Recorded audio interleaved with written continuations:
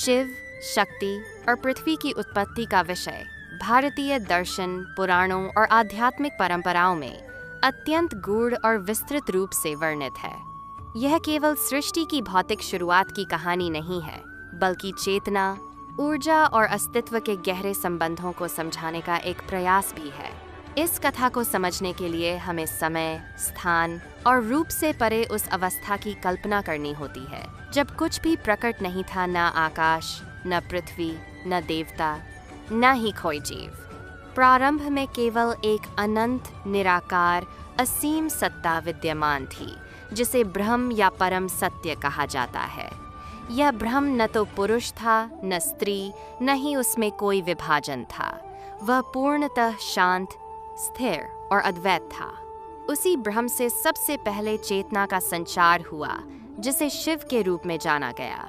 शिव का स्वरूप यहाँ केवल एक देवता के रूप में नहीं, बल्कि शुद्ध चेतना, साक्षी भाव और निश्चलता के प्रतीक के रूप में समझा जाता है। शिव अपने आप में पूर्ण थे, लेकिन उनमें कोई क्रिया नहीं थी। वे केवल साक्षी थे, बिना किसी परिवर्तन के। इसी अवस्था में जब सृष्टि की इच्छा उत्पन्न हुई, तब उस चेतना में कंपन हुआ। इस कंपन से ऊर्जा का जन्म हुआ, जिसे शक्ति कहा गया।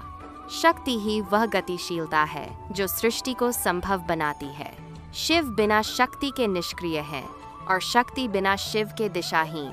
इसलिए दोनों का संबंध अभिन्न है, जैसे अग्नि और उसकी गर्मी, सूर्य और उसकी किरणें। शक्ति का प्रकट होना सृष्टि के आरंभ का संकेत था।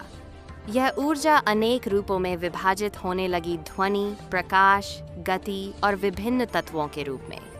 शक्ति ने ही पंच तत्वों की रचना की: आकाश, वायु, अग्नि, जल और पृथ्वी।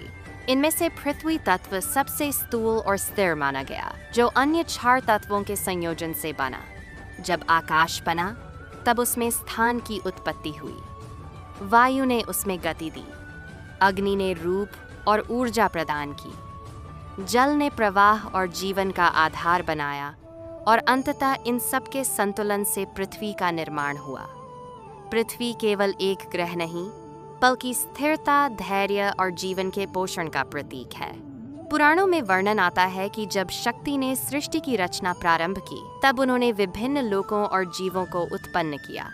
देवता, असुर, मानव, पशु, पक्षी, वनस्पति सभी शक्ति की ही अभिव्यक्तियां हैं। शिव इस पूरी प्रक्रिया के साक्षी बने रहे, लेकिन जब संतुलन बिगड़ता, वे हस्तक्षेप करते और सृष्टि को संतुलित करते। शिव और शक्ति का मिलन ही सृष्टि की निरंतरता का कारण है। इस मिलन को अर्धनारीश्वर के रूप में भी दर्शाया गया है, जहां शिव और शक्ति एक ही शरीर में समाहित हैं, आधा पुरुष, आधा स्त्री। यह प्रतीक बताता है कि सृष्टि में हर चीज द्वैत से बनी है, लेकिन उसका मूल एक ही है। पृथ्वी की उत्पत्ति के साथ ही जीवन की शुरुआत हुई। प्रारंभ में सूक्ष्म जीव उत्पन्न हुए, फिर धीरे धीरे जटिल जीवन रूप विकसित हुए। यह विकास केवल भौतिक नहीं था, बल्कि चेतना का भी विस्तार था।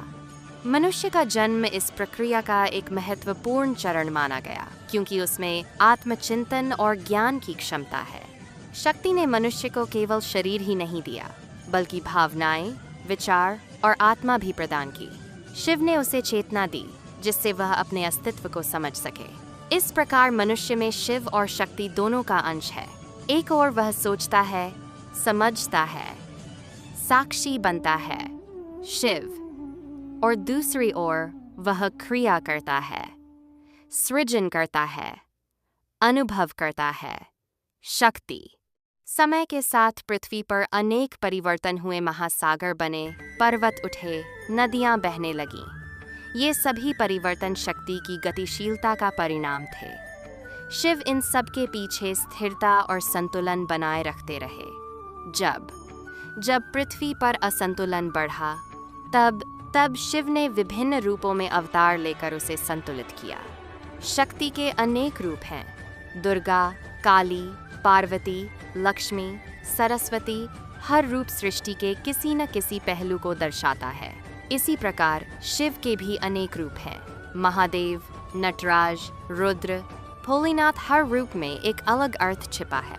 नटराज का तांडव नृत्य सृष्टि, पालन और संहार का प्रतीक है, जिसमें ब्रह्मांड की पूरी गति समाहित है। पृथ्वी को भी माता कहा गया है भूमि देवी। वह सबको धारण करती है, पोषण देती है और अंत में सबको अपने भीतर समाहित कर लेती है। यह चक्र निरंतर चलता रहता है, जन्म, जीवन, मृत्यु और पुनर्जन्म। यह चक्र भी शिव और शक्ति के संतुलन का ही परिणाम है। सृष्टि की यह प्रक्रिया केवल एक बार नहीं हुई, बल्कि यह अनंत चक्रों में चलती रहती है। एक सृष्टि का अंत होता है, फिर नई सृष्टि की शुरुआत होती है। इसे कल्प और प्रलय कहा जाता है। प्रलय के समय सब कुछ पुनः उस निराकार ब्रह्म में विलीन हो जाता है और फिर से शिव और शक्ति के माध्यम से नई सृष्टि का आरंभ होता है।